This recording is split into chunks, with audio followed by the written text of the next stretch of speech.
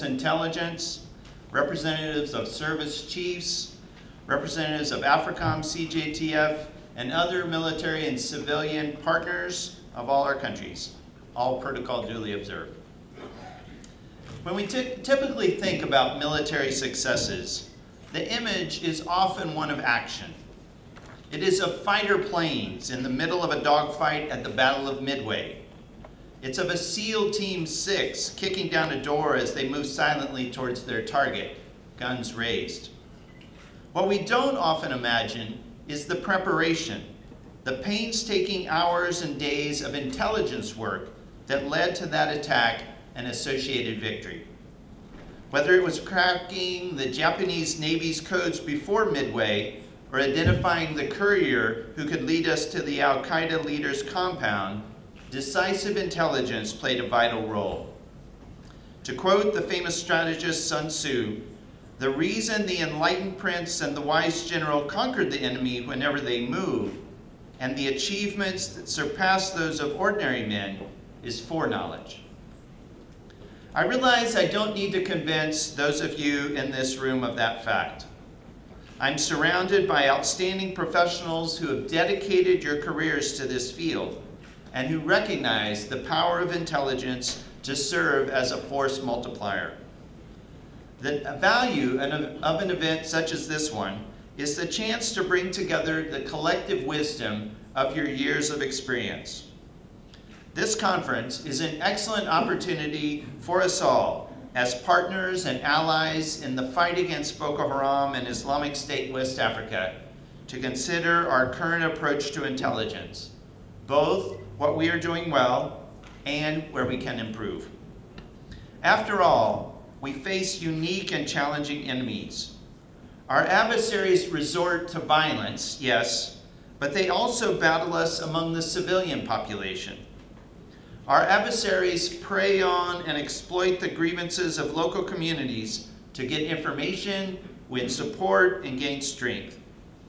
And defeating these enemies requires more than soldiers, attack planes, and special forces teams. It requires civilian-led initiatives to restore governance, to promote economic growth, and regain the trust of the population. While one focus of this conference will rightly be the U.S. military's support for the Lake Chad Basin, I want to take this opportunity to highlight that our assistance to your overall counterinsurgency efforts extends far beyond security. The United States also partners with your nations on the civilian side of the campaign, everything from providing humanitarian assistance to rebuilding community schools. And these actions, these parts of the struggle against Boko Haram and Islamic State West Africa are of equal importance to the military fight. But as we have learned from our experience in Iraq and Afghanistan, trust cannot be earned by development projects alone. Instead, the question of whether a citizen trusts a state often comes down to his or her individual experience with that state and its representatives. In the middle of a conflict, the most likely such interaction is with the individual soldier, proudly displaying his nation's flag on his sleeve. So as I pondered the idea for these remarks today, I found myself thinking of a recent article in the New York Times that examined why certain people choose to travel to Mosul to join the Islamic State. The experience of one of the profiled men in particularly struck me for its larger relevance to our current conflict in the Lake Chad Basin. The defining moment for this young man in the early days of the invasion of Iraq, an IED exploded near the home of a prominent Iraqi family, killing a young U.S. Marine. An Army unit subsequently raided the house.